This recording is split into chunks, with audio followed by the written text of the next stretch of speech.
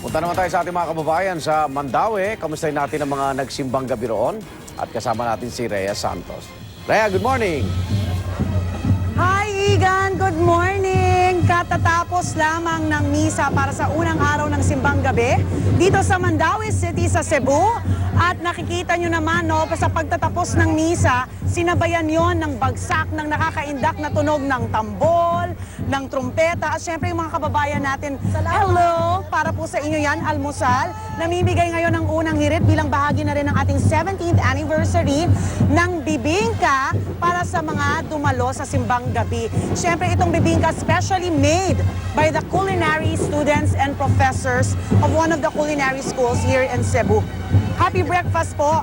Kulang na lang yung sikwate, yung hot chocolate. I'm sure meron kayo sa mga bahay nyo yan. Siguro tanong natin sila, ano ba ang kanila... Ay, tatay, good morning. Pasko, Bulahang Bagong Tuig. Ha? Merry Christmas and Happy New Year. That's my Pasko, ang Bulahang Bagong Tuig. Bulahang Baguntoy. Cebuano, that's Ano pong ibig sabihin nun?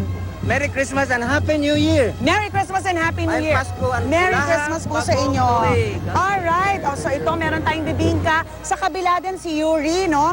Namimigay din siya ng almusal para sa ating mga kapusong Cebuano. So unang araw pa lang to ng simbang gabi, mga kapuso. Pero talagang dumagsa ang mga tao kahit na umulan kaninang madaling araw. Kung kanina, no, pumapasok sa, kung naririnig nyo yung tunog ng musiko, no? Sila yung nanggigising sa mga tao. Alas 3 ng madaling araw, nag-umpisa na yung pagtunog ng tambol dito bilang pagtawag sa mga hello po, sa mga kapuso natin para maghanda na sa pagsimba.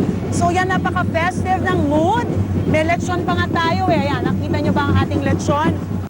Madadagdagan pa yan ng mga talagang delicacies at specialties ng Cebu City.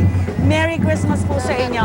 Alright, at magpapatuloy po kami sa pamimigay ng almusal para po sa ating mga kababayan dito. Back to studio. Igan. Merry Christmas! Merry Christmas po. Okay, maraming salamat. Rhea Santos.